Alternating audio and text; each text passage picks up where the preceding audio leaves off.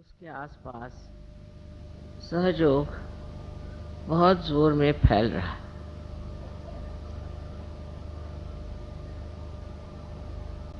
ये एक बड़ी आश्चर्य की बात है कि दिल्ली शहर राजधानी है और यहाँ अधिकतर लोग सत्ता लोलुप हैं। जो सत्ता पर हैं उनके आगे पीछे लोग दौड़ते हैं। लेकिन ये सब होते हुए भी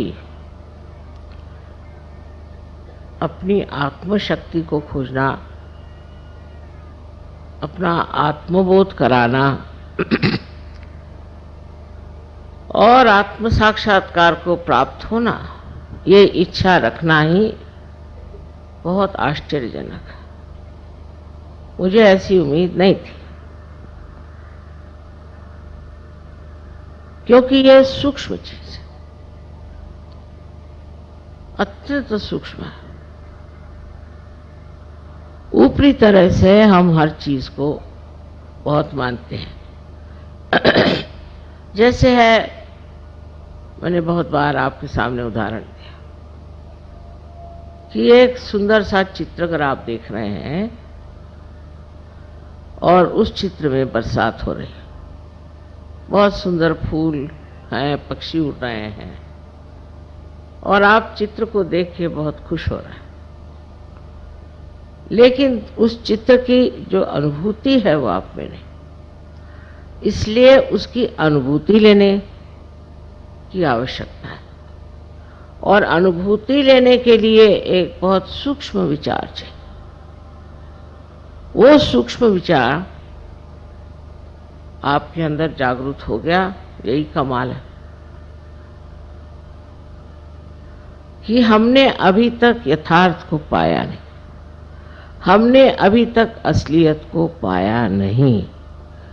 कोई न कोई ऐसी चीज है जिसके पीछे हम भागते हैं, उसमें सत्य नहीं है। और इस प्रकार मनुष्य कहां से कहां भटक जाता है। बाह्यता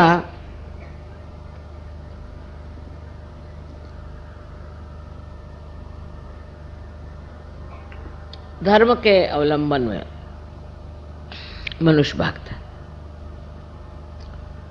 मेरा ये धर्म है, मैं बड़ा ऊंचा हूं। दूसरा कहेगा मेरा धर्म है, मैं बड़ा ऊंचा।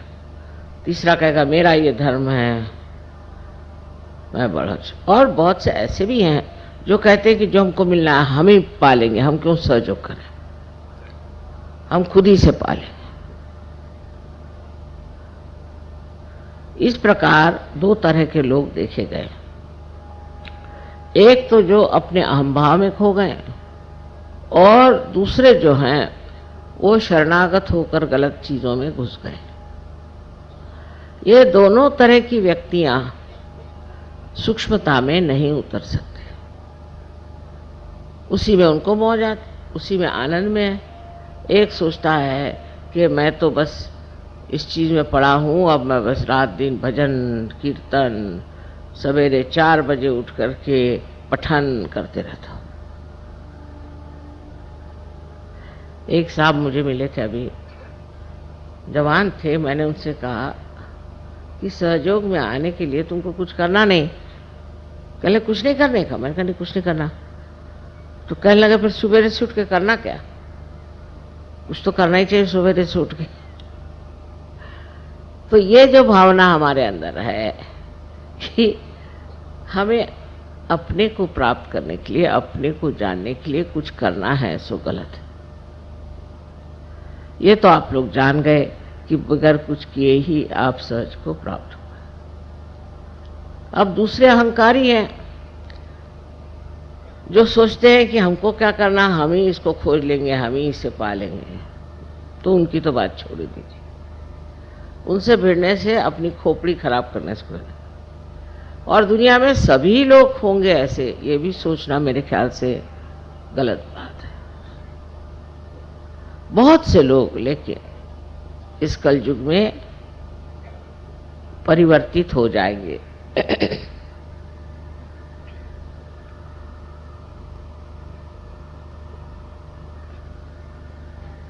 क्योंकि ये परिवर्तन का समय,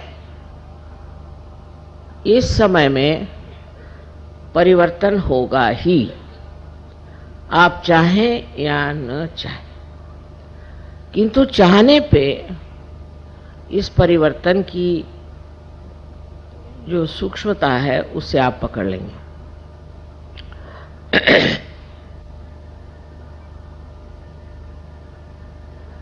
उदाहरण के लिए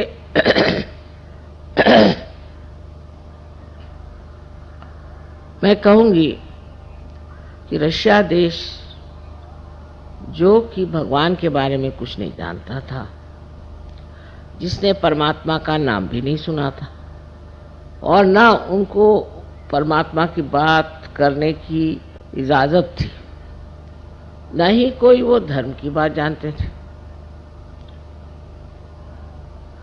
और बड़ी ताड़ना में, बड़ी कठिन समस्याओं में वो बेचारे बंद थे, घुट रहे थे। उस घुटन में उनमें कौन सी ऐसी बात हो गई जो वो सहज में उतर गए? किस बात के कारण ये लोग एकदम से सहज में आ गए? वो बात है जिसे हम कहते हैं कि अपने को पहचानना। इसको अंग्रेजी में इंट्रोस्पेक्शन कहते हैं। हम अगर ये समझे बैठे कि हम परिपूर्ण हैं तो कार्य नहीं हो सकता। हमको ये देखना चाहिए कि हमारे अंदर कौन से दोष हैं, और सहयोगी होने के बाद भी ये देखना अत्यावश्यक है। सहयोग फैल रहा है, फैलती हुई चीज फट भी जाती है, और जो हमारे अंदर सूक्ष्म से सूक्ष्म ऐसे दोष हैं वो पकड़ लेते हैं। मैं इस बार आई तो सुना कि नोएडा के जो गाने वाले थे उनमें 2 भाग हो गए। फिर सुना कि ये नोएडा में भी 2 ग्रुप हो गए।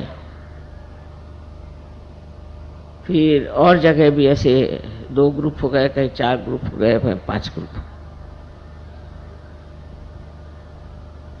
ये बहुत खतरनाक चीज है।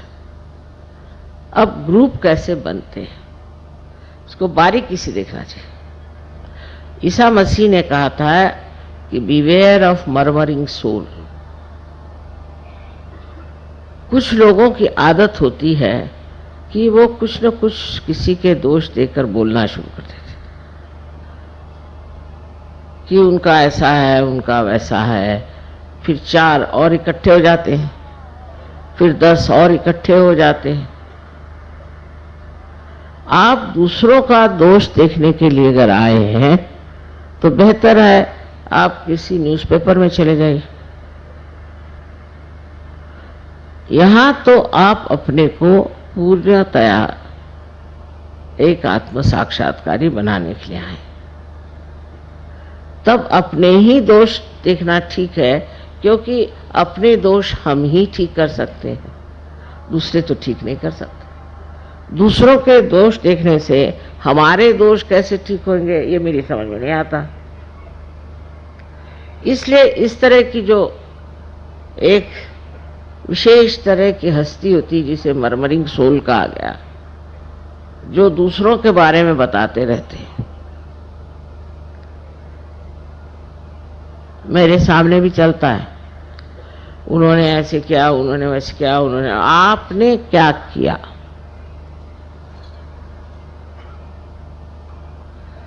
ऐसे चक्कर चल पड़ते हैं। इसलिए जब सहयोग बढ़ता है तो उसके साथ ये भी देखना चाहिए कि वो तितर बितर न हो जाए, उसकी घनिष्ठता बढ़ती रहे। हमारे अंदर एक और बड़ी विशेषता है कि सहयोग का जो नाटक है उसमें लोग सोचते हैं कि लीडर माने हम लीडर हैं, वो लीडर है, वो लीडर, एक मजाक है। लीडर वीडर है क्या? कुछ नहीं। लेकिन उसके लिए लड़ाई झगड़ा।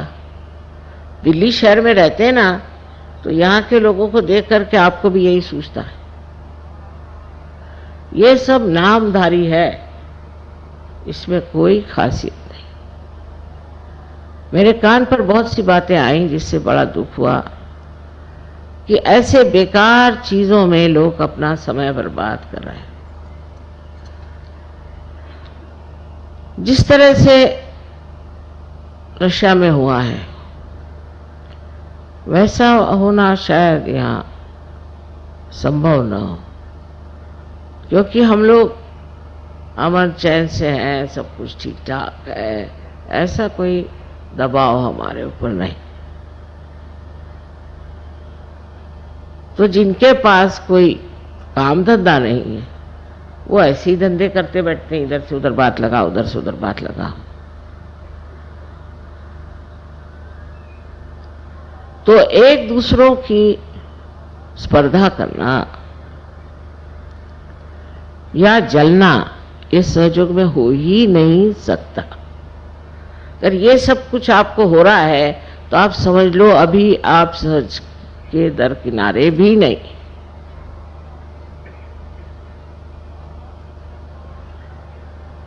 अपनी ओर नजर करके देखिए कि आप क्या क्या गंदगी इकट्ठी किए हुए हैं, जिनकी सफाई होना नितांत आवश्यक।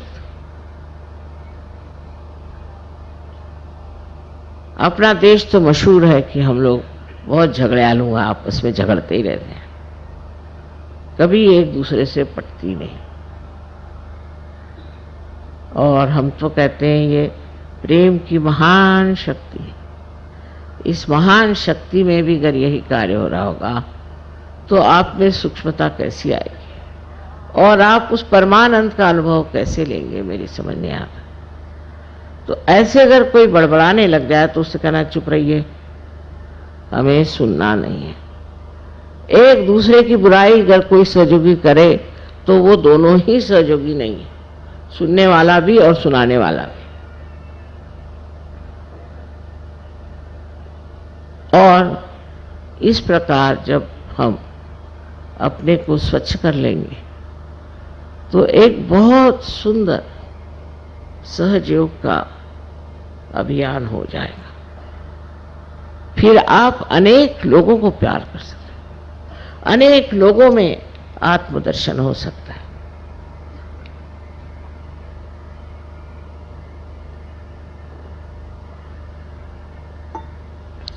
अब अपनी जिम्मेदारी को आप समझें। आज संसार में रोज अखबार पढ़िए तो रोना ही आता है, क्या न क्या गड़बड़ हो रही है, हर तरफ से कैसा आतंक मचा। ऐसी समय में आप संत हो गए, आप आत्म साक्षात्कार हो गए, आप इतने ऊंचे स्थान पे चले गए। अब आपकी जिम्मेदारी ये है कि ये जो कुछ गड़बड़ियां इसको अपने आत्मबल से रोक लें, इसे ठीक करें। आपको लड़ने झगड़ने की किसी चीज की जरूरत नहीं है, क्योंकि आपके अंदर वो आत्मबल है जिस बल बूते पर आप ये जो तनाव, जो झगड़े, जो आफते आज अपने देश में हैं उन्हें पूरी तरह से आप ठीक कर सकते।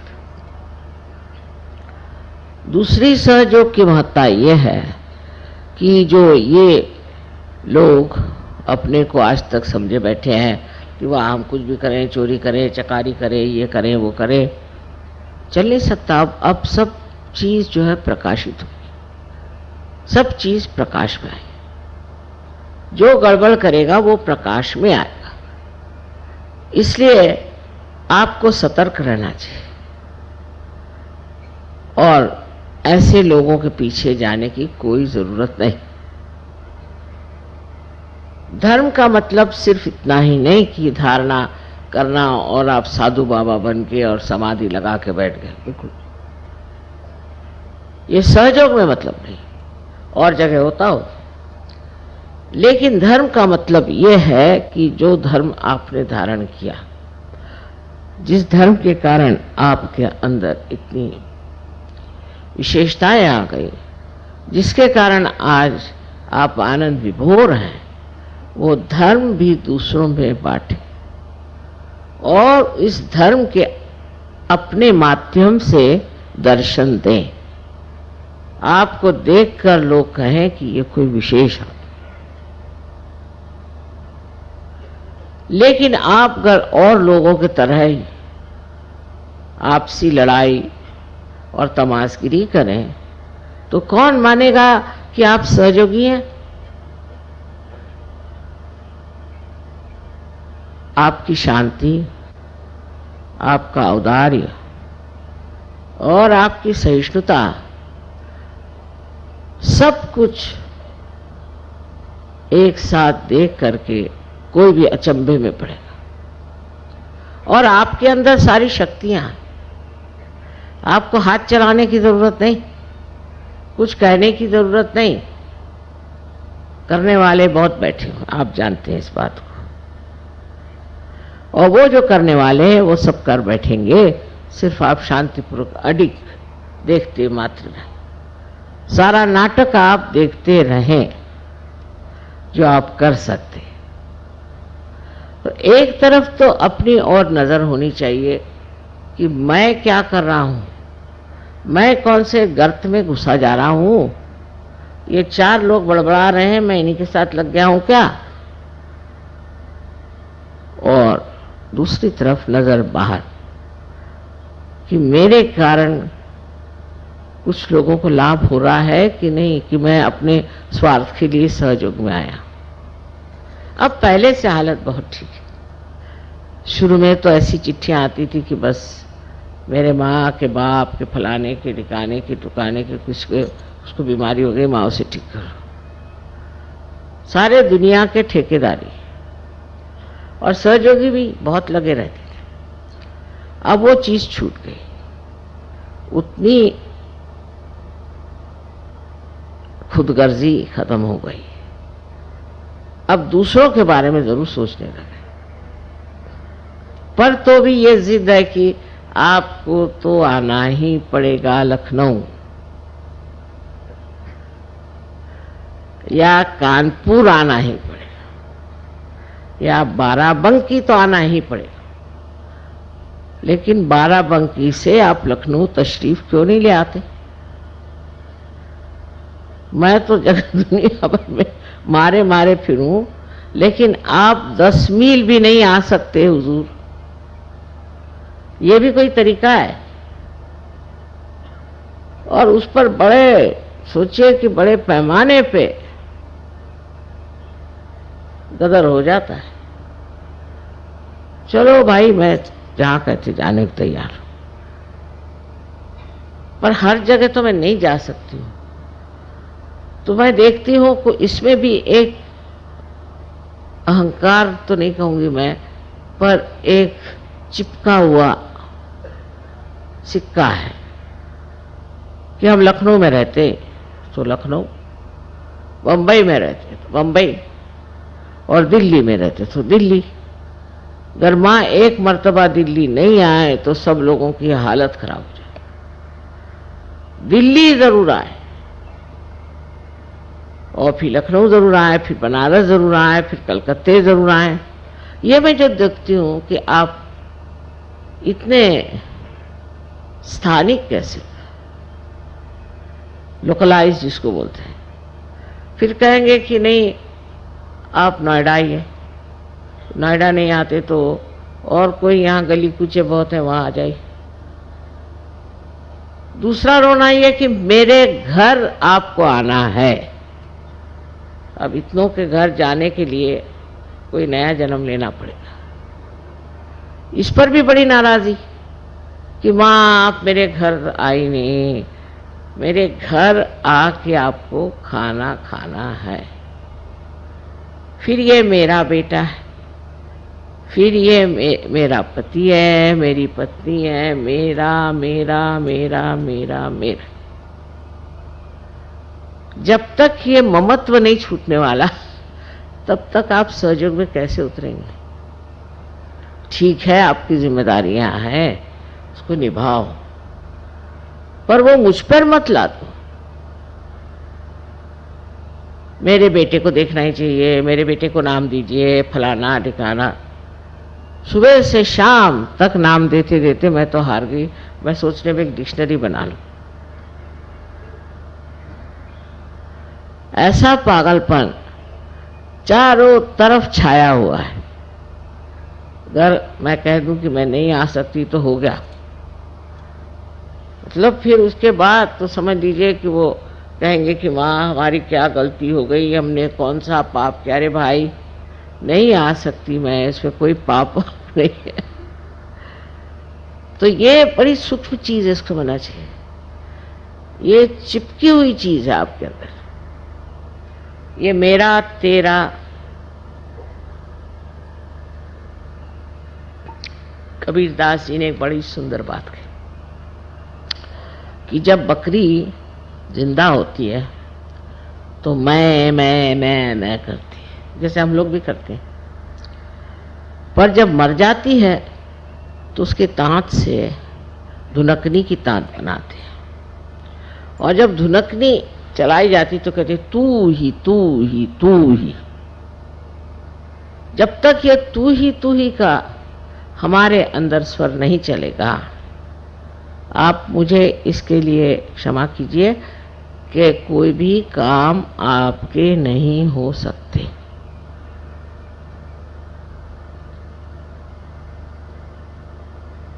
अगर आप करके सब दिखा सकते हैं तो कर लीजिए, पर अगर आप उस पर छोड़ने की क्षमता रखें और कहें तू ही तू ही तू ही,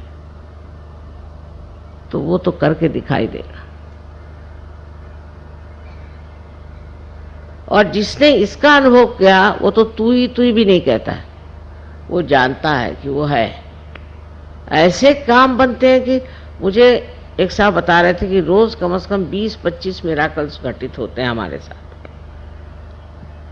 तो अब सोचने की बात क्या रही,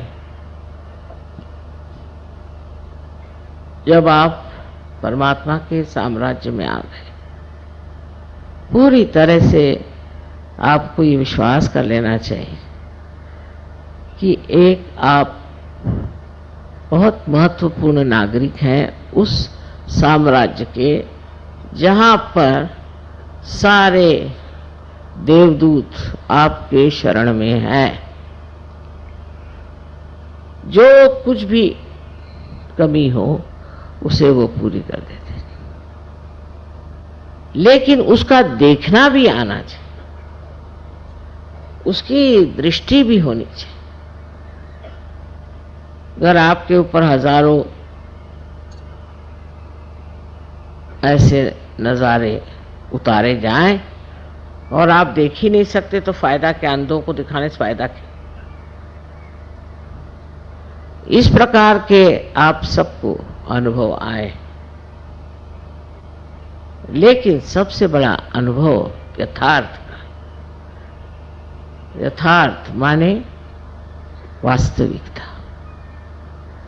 यह अनुभव जितना सूक्ष्म है उतना ही वो विस्तार पूर्वक है। यथार्थ में जब आप देखते हैं तो आपको दिखाई देगा कि आप कोई छोटे नहीं हैं, और आप बिल्कुल छोटे भी हैं और तो भी आप सारे आकाश में समाये। जैसे कि एक बूंद समुद्र में मिल जाए तो वो क्या देखती है कि वो समुद्र हो गई। अब समुद्र जहां जाए, जहां ले जाए, जो करे उसके साथ वो घूमती रहती, भटकती रहती, नाचती रहती। उसको अपना अस्तित्व ही जब नहीं रह गया तो वो झगड़ा किससे करे। और क्यों करें? जो हमारी जिंदगी थी उससे हम बहुत बेहतर हो गए, ये तो बात माननी पड़ेगी, इसमें तो कोई शक नहीं। लेकिन अभी थोड़ा सा रास्ता और तय करना है। पहले तो अपने ममत्व को देखो। इस ममत्व के कारण अनेक प्रश्न खड़े हो जाते हैं।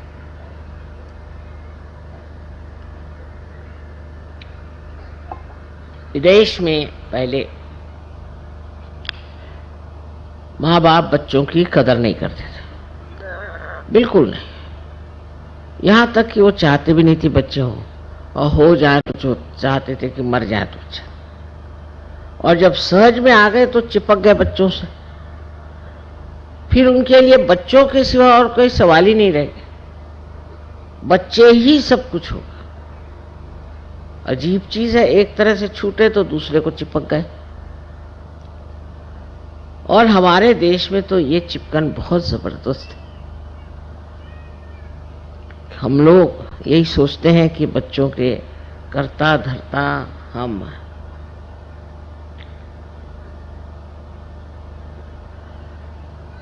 इसको समझ लेना चाहिए कि संसार को चलाने वाले परमात्मा और उनकी परम शक्ति, वो सब इस आपके बच्चे परिवार सबको देख रहे हैं। उनसे अच्छा तो आप नहीं देख सकते, तो आप क्यों बेकार में परेशान हैं? बार बार आप पूछेंगे भाई बच्चा कैसे है, बच्चे की हालत कैसी है, फिर बच्चे से कोई बचा रहा तो फिर बीवी, फिर पति, फिर अम्मा, ये ऐसे ऐसे रिश्तेदारी है। उसका निबाह करना दूसरी बात है, पर उसमें बह जाना दूसरी बात है। इस ममत्व को तोड़े बगैर आप सहज की मर्यादाओं से बाहर नहीं निकल सकते। सहज की जो मर्यादाएं हैं वो इस तरह से बंधी हुई है। इससे ऊपर उठने के लिए आपको बहुत सी बातों की तरफ ध्यान देना चाहिए। छोटी छोटी बातों को मनुष्य चिपक जाता है। अब मैं नहीं कहूंगी कि आप अस्वाद में उतरे, क्योंकि ऐसे कहने पे तो उत्तर भारतीय लोग तो बिल्कुल परेशान हो जाए कि माँ कहती है अस्वाद करो। ना ना, वो तो मैं नहीं कहूँगा। लेकिन स्वाद के पीछे भागने की कोई जरूरत नहीं। रात दिन स्वाद के पीछे भागेंगे, फिर आप सहजोगी कैसे?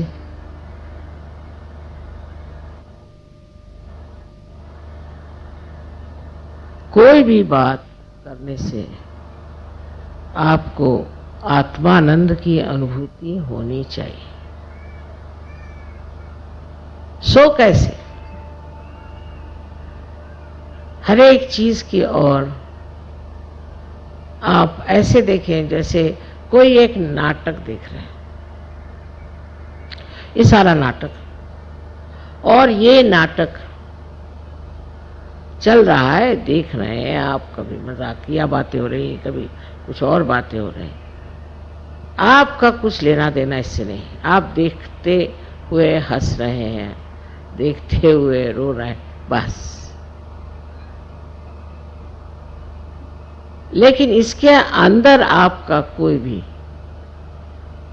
समावेश नहीं है। आप बाहर से इसे देख, तो आप आश्चर्य करेंगे कि आप जल्दी से किसी भी चीज को क्षमा कर दें। कल एक साहब ने बताया कि माँ ये अभी सिगरेट पीते। उन्होंने सोचा कि मैं बिगड़ूंगी। मैंने कहा नहीं ठीक है, सिगरेट आसानी से नहीं छूटती। लेफ्ट विशुद्धि अगर हुई तो उससे सिगरेट पकड़ी जाती। उनकी लेफ्ट विशुद्धि तुम ठीक करो, देखो उनकी सिगरेट छूट जाएगी। तो सारी दृष्टि ही ऐसी बदल जाती है कि जिससे आदमी सोचता है कि इसको किस तरह से सुधारा जाए, क्या ठीक किया जाए। किस तरह से बनाया जाए, किस तरह से जोड़ा जाए। एक तरह की जो आज तक बुद्धि हमारी विश्लेषण एनालिसिस को करती थी, वो सिंथेसिस, वो सब जोड़ने की क्रिया करती, और उस जोड़ने को जो हम चाहते हैं, पूरी तरह की मदद परमात्मा से मिलती है। आप समझ लीजिए कोई आकर मेरे पास किसी बुराई करता, एक बार, ये तो हमारी आदत कभी कभी छूटती नहीं ना, तो मेरे पास भी आके बताते हैं वो आदमी ऐसा वैसा, तो कुछ थोड़ा झूठी हो, मैं उससे कहती हूँ, अरे भाई वो तो तुम्हारी तारीफ ही तारीफ कर रहा था।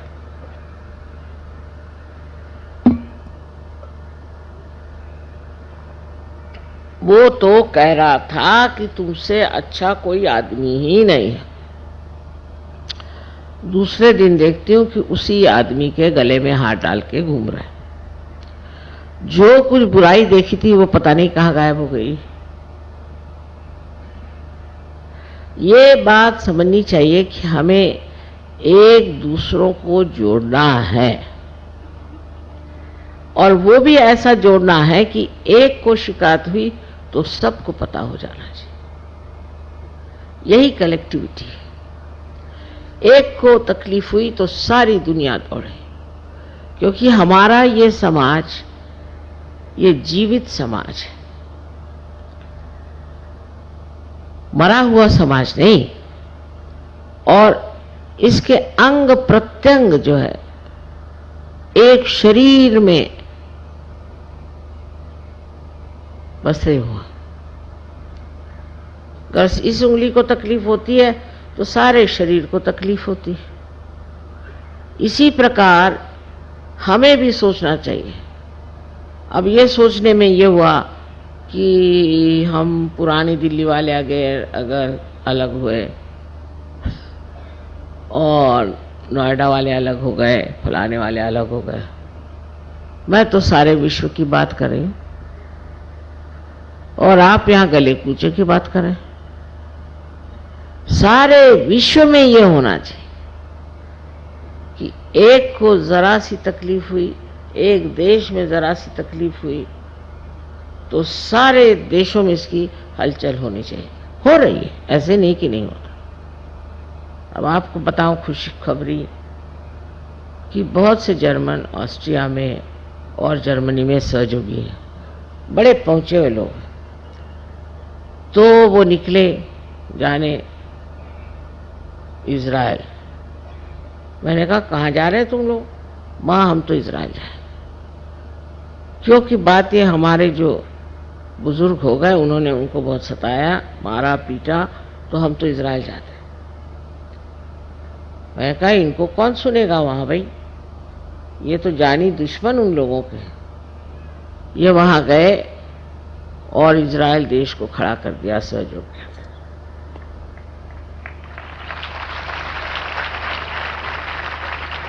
अब उससे और एक अच्छी बात बताओ, बड़ी खुशखबरी। मैं इजिप्ट गई तो बहुत मुश्किलों से बेचारों को वीज़ाज मिले, माने इजरायलियों को, क्योंकि इजरायली जो हैं वो माने हुए दुश्मन है मुसलमानों के। पता नहीं क्यों, गलत बात है, लेकिन हाँ। तो 20 इजरायली वहाँ हैं इजिप्ट में, और मैं देखती क्या हूँ कि वहाँ के इजिप्शियन सहयोगी जो हैं उनके गले मिल रहे हैं, उनसे प्यार की बातें कर रहे हैं। आनंद की बात है कि इज़राइल से इतने दूर से इजिप्ट में आए और वहाँ के इजिप्ट सहयोगियों से दोस्ती कर ली। फिर सारे वहाँ पे कैरो में जहाँ जाना वहाँ सबसे बात करना, ये करना, वो उनके लिए मिठाइयाँ लाए। ये सूझता कब है? मैंने नहीं कहा, ये अंदर से ही सूझता है कि भाई इजिप्ट के लोग हमसे दूर हैं, हमारे दुश्मन हैं, चलो वही प्यार का करिश्मा देखें। और पहुंच गए, मैं पहुंची, उसके दूसरे दिन मैंने आए कैसे, आ गए, वीजा भी मिल गया, सब हो गया, हम आ गए। ये पहली पहचान कि किस तरह से प्यार का दान आप दूसरों को दे सकते हैं। लेकिन ये तो तभी होगा जब आप अपने से हटेंगे, जब अपने ही अंदर आप कूद रहे हैं, तो बाहर क्या होगा।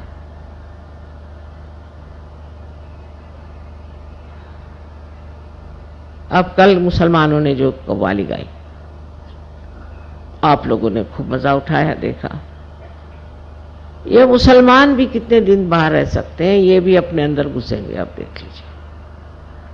पर आपकी वृत्ति जो है वो ये नहीं होनी चाहिए कि मुसलमान खराब हैं और हिंदू अच्छे हैं, बिल्कुल गलत बात है। यहां तो जातीयता इतनी जबरदस्ती, वो तो हट गई। अमेरिका में देखिए बहुत बड़ा प्रश्न है काले और गोरों का। हम लोगों को तो वो ब्राउन लोग कहते हैं, ना इधर के रहे ना उधर के, पर काले और गोरे वहां बड़ा झगड़ा। लेकिन सहयोग में आपको समझ में नहीं आएगा, सब बैठे हैं, कोई काले हैं, कोई गोरे हैं, कोई ब्राउन है, सब सहयोग में बैठे, और किसी को ख्याल तक नहीं आता कि किसकी चमड़ी कौन से रंग की है, बिल्कुल नहीं। एक दिन मैंने किसी से पूछा कि साहब वो हैं तो वो गोरे हैं, तो हम देखा नहीं माँ, पता नहीं, फिर सोचने लगा, देखा नहीं, देखा ही नहीं तुमने? हाँ हमने देखा नहीं। ये तब होता है जब वो सूक्ष्मता अंदर में प्रकाशित होती है, और ये सूक्ष्मता प्यार की है। प्रेम से जब आप किसी को देखते हैं, एक माँ है, उसको शायद हो गोरा बच्चा हो जाए चाहे काला बच्चा हो जाए, वो सबको अपने जी से लगाती है। उसको इतना नहीं विचार आता कि मैं गोरी हूं, मेरा बच्चा काला है, वो तो नहीं ना ऐसा सोचते। ऐसे ही ये प्यार की शक्ति है, इस शक्ति के कारण ही सब एक हो सकते हैं। और जब सब हम एक हो जाएंगे तो ये जो हमें अलग करने वाली उपाधियां हैं, ये सब गिर जाएंगे, सब गिर जाएंगे। कुंडलिनी के जागरण से जब आप अपने ब्रह्मरंध्र को छेद कर इस चारों तरफ फैली हुई पवित्र, शुद्ध, निर्मल प्रेम शक्ति को प्राप्त होते हैं, तो वो शक्ति ही आपको ये प्रदान करती है और आपको इसमें मजा आता है। पहले मजा आता था किसी से द्वेष करने में, अब मजा आता है प्यार करने। अब यहां से बहुत से लोग प्रदेश में गए, वहां से मुझे खबर भेजते, माँ यहाँ आओ, यहाँ सहयोगी बहुत कम है, हम चाहते हैं यहाँ सहयोग चले। इस प्रकार की जो एक भावना, नहीं तो ज्यादातर लोग जो बाहर जाते हैं को यही लगता है कि अब क्या मौज करें, चलो शराब पिए, ये करें वो करें। इन सहयोगियों को एक ही बीमारी कि और सहयोगी कहाँ से आएंगे, बगैर सहयोगी हम कैसे जी सकते हैं, ना क्लब जाएंगे नहीं कुछ करेंगे, बस उनको यही एक लगा। तो इस प्रेम शक्ति से एक सूक्ष्म आनंद भी झरता है, उसी के कारण हम ऐसे एक साथ एक स्वर में डोलते हैं। हमारे मेयर साहब इटली में कहने लगे कि हम लोग चर्च में जाते हैं तो 15 मिनट बाद घड़ी दिखने लगती, और जैसे आधा घंटा होता है तो सब लोग भाग खड़े हो जाते। और आप क्या जादू करते हैं कि 9-9 घंटे लोग बैठे हुए अंदर। तो मैं कोई जादू तो नहीं, बस प्यार का मजा ले रहे हैं और क्या। आनंद के सागर में डुबकियां लगा रहे हैं, और यही आनंद का सागर आपको अत्यंत स्वच्छ, अत्यंत निर्मल कर देता है, और वो ऐसी आपको शख्सियत देता है, ऐसा व्यक्तित्व देता है कि आप तो चमक उठते ही हैं, लेकिन आपको मिलने वाले भी चमक जाते हैं। तो फिर से मैं यही कहूँगी कि लड़ाई झगड़ा, इसका नाम भी मैं नहीं सुनना चाहती। कोई जैसा भी है उसके और नाटक फिर समझ के देखिए। आपका काम सहयोग में टिकने का है। आप सबको अनंत आशीर्वाद। आज उन्होंने पूछा था कि माँ कौन सी पूजा करेंगे, तो मैंने सोचा कि आज राजलक्ष्मी की पूजा करें।